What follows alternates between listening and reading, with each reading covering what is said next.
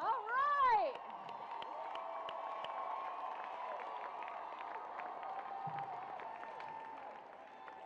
All right, let's raise our voices and raise your signs.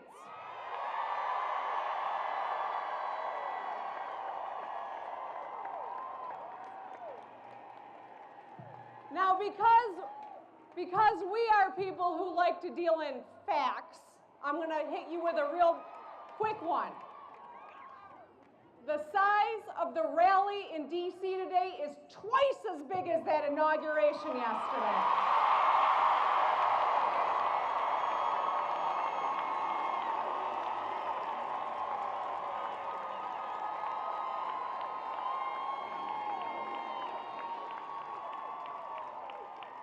I am so very, very happy to be here with you today, knowing that people like us are gathering here, Brighton, Ann Arbor, Grand Rapids, and Washington, D.C., and across this nation.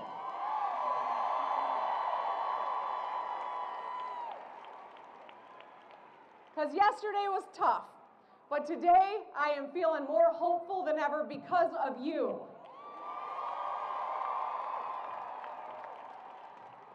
We are rallying, we are marching because so many of us are worried about the climate in Washington, D.C. Many of us are really scared, and I know we're all feeling conflicted. Why are we conflicted? Well, because on one hand, we don't want to be like the U.S.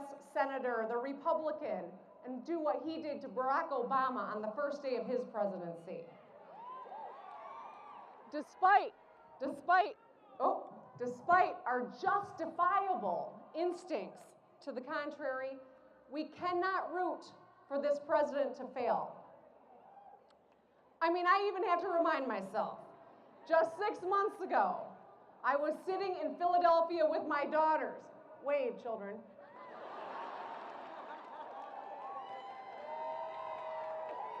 But we were sitting in Philadelphia at the convention, and I was watching them watch Michelle Obama when she spoke.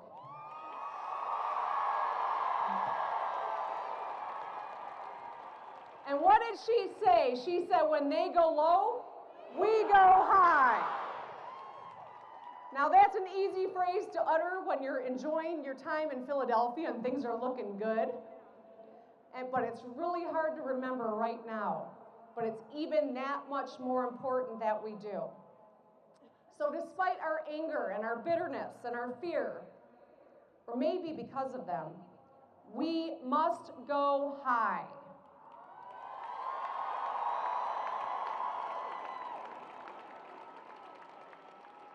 Because we know that a failing presidency usually means a failing country, and none of us is that destructive.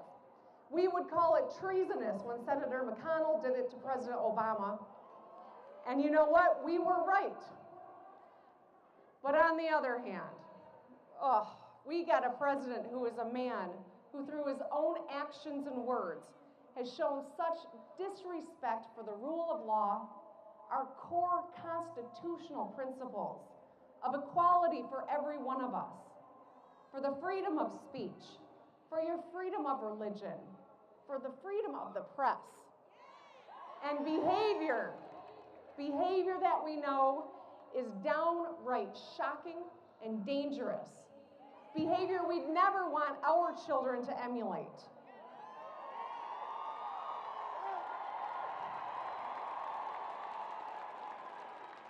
So somehow we've got to figure out, how do we reconcile respecting the office of the presidency and fighting all the hateful policy that they're talking about pushing?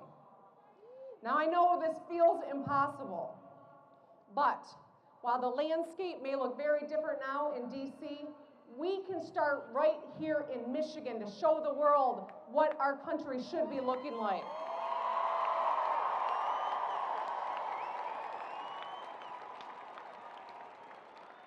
We can rise up as faithful Michiganders and show that what goes on in Washington, D.C. doesn't reflect what's going to happen here, that we can make this state a better one for all of us and our families, better than it's ever been before.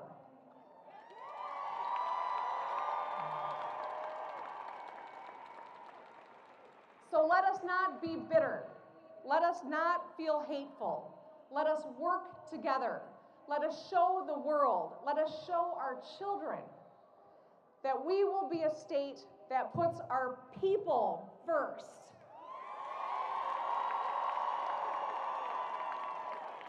Not balance sheets and not special interests, but people, all of us. And the values of which we're so proud is going to come into even sharper focus as the attacks from Washington come. And so it's got to be with resolve and Michigan grit that we can both be patriotic enough to respect the office and fight the office holder when he's wrong.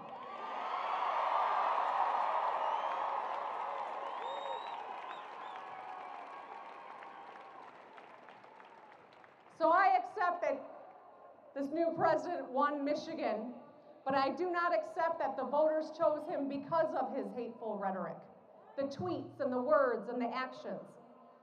If you talk to people, I think you're going to learn, like I have, that those who voted for him in spite of that. They voted for him because they're hurting and they're suffering.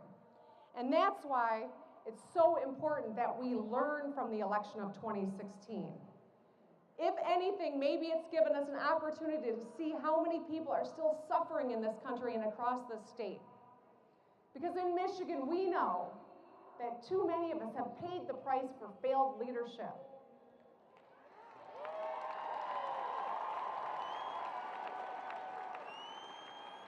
Family incomes that have not grown, and so many people that are still out of work. And our children. Every one of us parents and grandparents is worried about the next generation who for the first time in our nation might have a lower standard of living than we do. We're reeling from the truth that the golden days of those great line jobs are behind us and we're not prepared to compete with the world. We're bracing for more barriers to our health care and attacks on our fundamental right to govern our own bodies.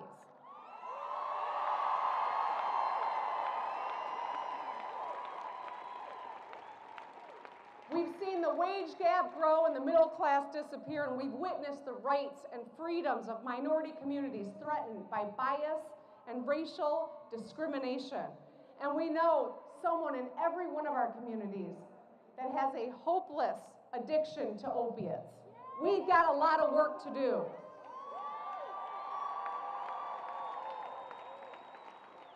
So this election has reinforced for me that we cannot take anything or anyone for granted.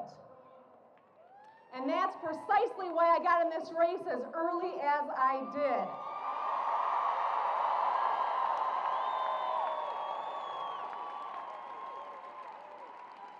I am committed to you, but I'm committed to meeting and talking to and engaging with everyone I meet on this long campaign. I am committed to seeking out people with different opinions and learning from them. I'm committed to seeking out people who voted for this new president and learning from them. Because you know what? I love this state much, much more than I disagree with someone who voted for Donald Trump.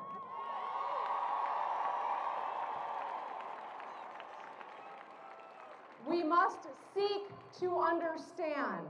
We must learn, and then we must mobilize and forge a path forward together.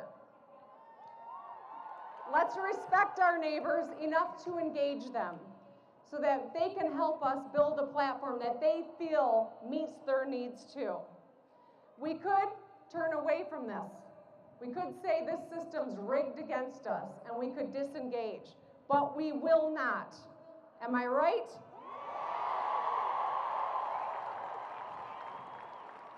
If we let frustration consume us or we disengage, the trajectory of lower family incomes, kids who are not prepared, marginalized communities, and a city full of people who still cannot drink their water will be the end of our story, and that's not acceptable.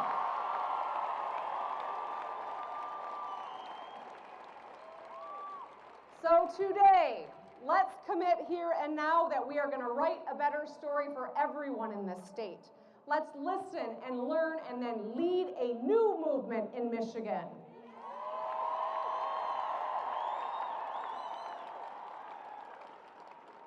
We cannot give up hope. Our President, Barack Obama, taught us that. So here's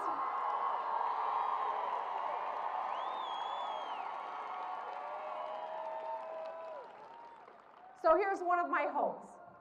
I hope that as you leave here today, you don't feel as though you just attended a wake for the American dream. I hope that you know that today is about a wake-up call for America, for Michigan.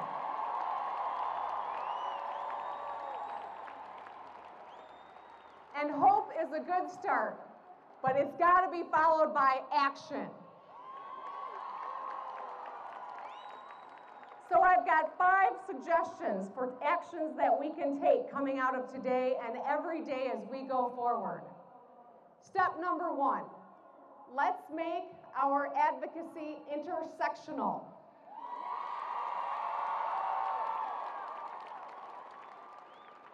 You can't see you, but I'm going to tell you, if you look around this crowd from right here, you can see the variety of people who are here, the diversity of issues for which we rally. And you know what I see? Beauty.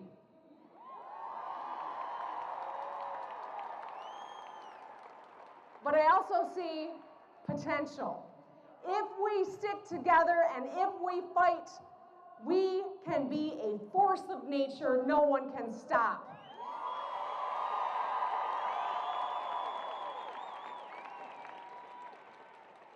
Number 2, let's talk to our neighbors. Let's seek to understand. Let's seek to forge relationships.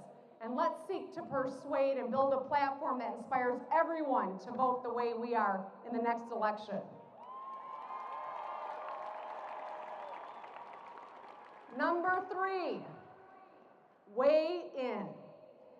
I'm going to be unveiling a platform very soon, and I want you to be a part of it. I want to reflect you, and I want your ideas.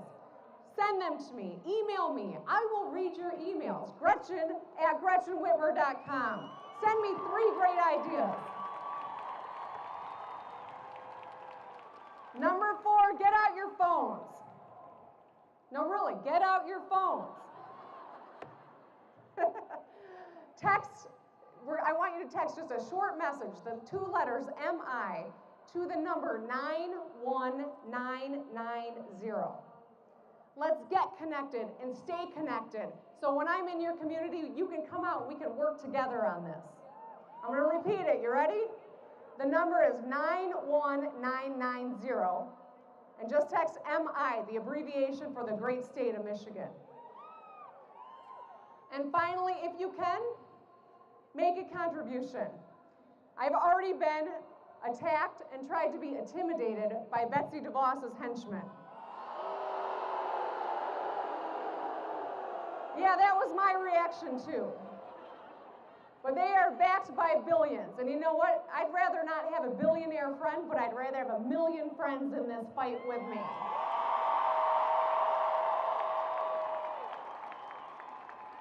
The day after the election, a woman wrote me a check for $20.18 in hopes that I run in 2018 for governor. That is incredible. So let's leave this event today, with a commitment not to seek out and destroy the people who disagree with us on this last election. Let's stick together and leave committed today to showing our neighbors, to showing our state, to showing our children that we have a shared vision of a better future for us all. One that puts the people first. Thank you.